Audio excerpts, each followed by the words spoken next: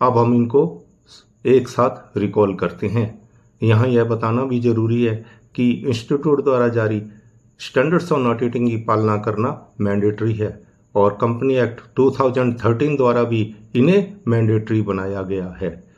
जो member institute द्वारा जारी स्टैंडर्ड्स ऑन ऑडिटिंग की पालना नहीं करते हैं उन्हें प्रोफेशनल मिसकंडक्ट का दोषी माना जाता है और उनके अनुसार उस पर कोड ऑफ एथिक्स के अनुसार अनुशासनात्मक कार्रवाई डिसिप्लिनरी एक्शन लिया जाता है, जिसकी हम अलग से बाद में चर्चा करेंगे।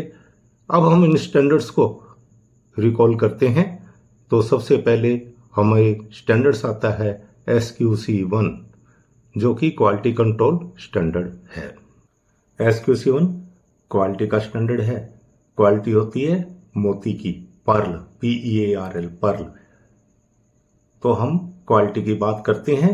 P पॉलिसी एंड प्रोसीजर, मजबूत पॉलिसी बनाएं और सभी उसका कड़ाई से पालना करें। E for ethical requirement, ethics की पालना करें वरना कोड ऑफ कंडक्ट लग जाएगा।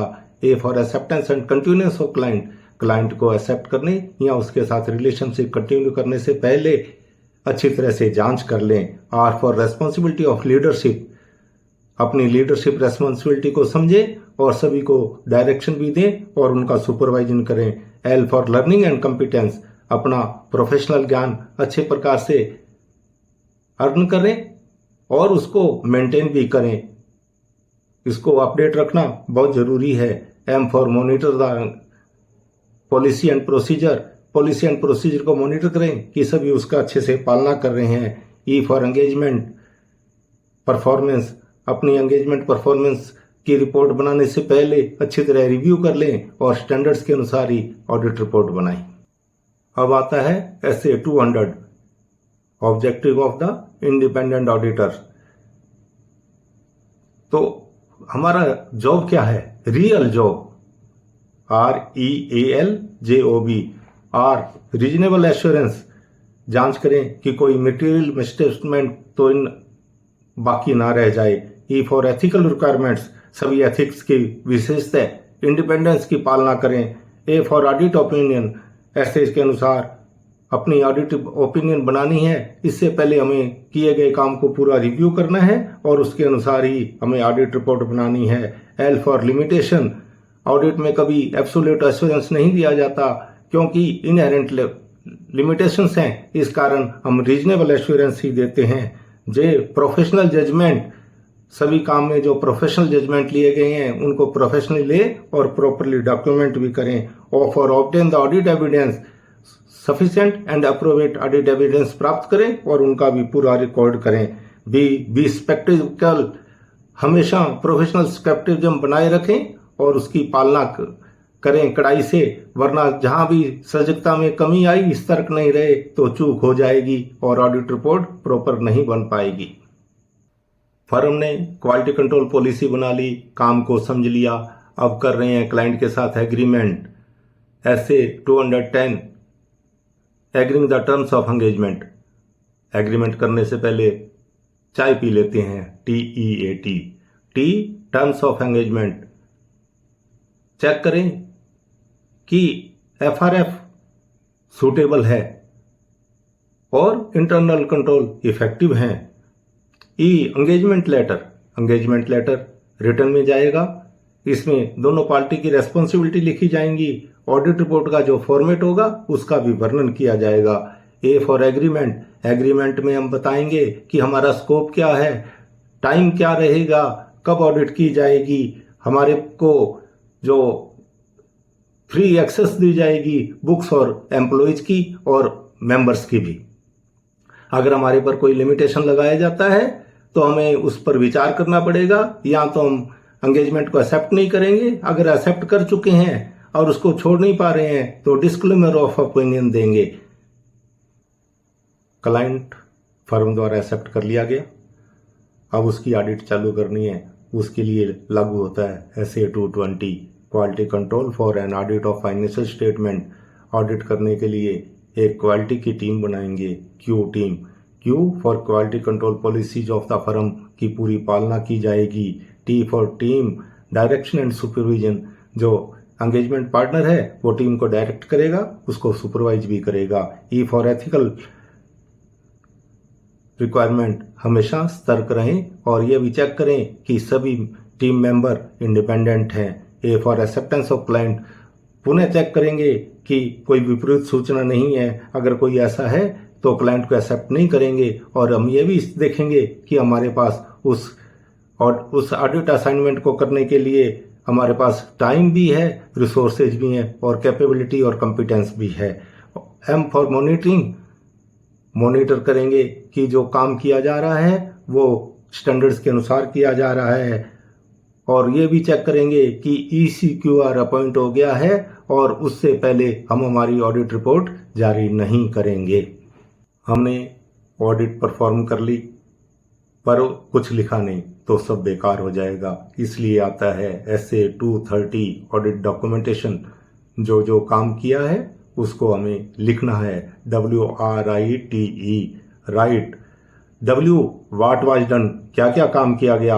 R रेस्पॉन्सिबल पर्सन, किस किस द्वारा वो काम किया गया उसका रिकॉर्ड कर लो, उसके इनिशियल भी करा लो।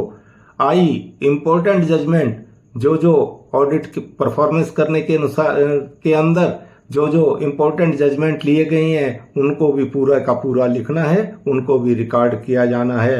T टाइम एंड डेट, कौन सा काम कब किया गया इसको भी रिकॉर्ड करना बहुत जरूरी है, वरना नहीं पता लगेगा कि हमने कैसे कैसे परफॉर्म किया।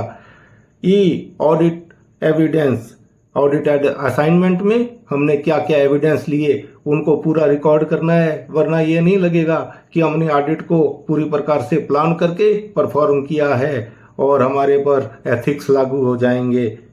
और ऑडिट फाइल को ऑडिट रिपोर्ट के 60 दिनों के भीतर तैयार कर लेना बहुत जरूरी है और इसको तैयार किया जाना है। इसमें कोई बाद में परिवर्तन नहीं किया जा सकता। ऑडिट करके राइट कर लिया पर अब फाइट की बारी आ गई। फाइट किसके साथ? फ्रॉड के साथ। FIGST SA 240 auditors responsibility in relation to fraud. F for fraud risk factor, जांच करें कि कहीं कोई फ्रॉड की स्मेल तो नहीं आ रही है, कोई ऐसा फैक्टर तो सामने नहीं आ रहा है। अगर वो है तो उसकी सघनता से जांच करें। I internal control, internal control की वीकनेस ही फ्रॉड का कारण है। चेक करें कि इंटरनल कंट्रोल स्ट्रॉन्ग और प्रॉपर हैं। G गैदर एविडेंस, अगर कोई ऐसी स्मेल आती है तो फ्रॉड के लिए की स्मेल आती है तो एविडेंस को इकट्ठा करें। अगर हम एविडेंस इकट्ठा नहीं करेंगे तो हम फ्रॉड को एस्टैब्लिश नहीं कर पाएंगे। H how management respond, management का क्या रेस्पॉन्स है। अगर मैनेजमेंट कोई रेस्पॉन्स नहीं करती है या खुद भी इन्वॉल्व है तो उसके बारे में भी पूरा जांच करें। T टीम डिस्कशन, टीम के साथ भी जो फ्रॉड में हमें मिला है या उसकी संभावना है उसकी पूरी चर्चा करें। शायद उन्हें भी कुछ मिला हो और वो चर्चा ना कर पा रहे हो तो ये हमें फ्रॉड को पकड़ने में सहायता करेगी और ये ऐसे 315 के अनुसार जरूरी भी है। ऑडिट कर रहे थे, फ्रॉड सामने आ गया। फ्रॉड सामने आया तो लॉ एप्लीकेबल हो गया। Consideration law and regulation SA 250। LAW law. L consideration law, check करो कि कंपनी पर कौन कौन से लॉ एंड रेगुलेशन लगते हैं और हमारी फाइनेंशियल स्टेटमेंट पर इनका क्या प्रभाव पड़ता है। A avoid by law and regulation की पालना करना कंपनी की जिम्मेवारी है। हमारा काम तो इन्हें चेक करना है कि कंपनी का लॉ एंड रेगुलेशन की पालना करने के लिए क्या प्रोसीजर है, कैसे मॉनिटर करते हैं कि सभी लॉ एंड रेगुलेशन की पालना हो रही है। W वॉच फॉर वायलेशन, अगर कोई जांच करें कि कौन कौन से लॉ एंड रेगुलेशन की पालना नहीं हो रही है और उनका हमारी फाइनेंशियल स्टेटमेंट पर क्या प्रभाव पड़ता है। इसके बारे में अगर कोई कमी मिलती है तो TCWG और मैनेजमेंट को तुरंत बता दें और हमारी ऑडिट रिपोर्ट पर क्या प्रभाव पड़ेगा उसका भी बता दें। साथ ही अगर किसी रेगुलेटर को बताने की विधिक जिम्मेवारी है तो उसे भी बता दें। ऑडिट कर ली, राइट कर लिया, फाइट कर लिया, लॉ एंड रेगुलेशन भी देख लिया। अब बारी आ गई इन कमियों को बताने की। किसको?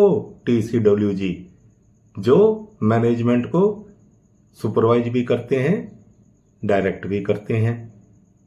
तो इनको हम बोलेंगे बॉस, BOSS।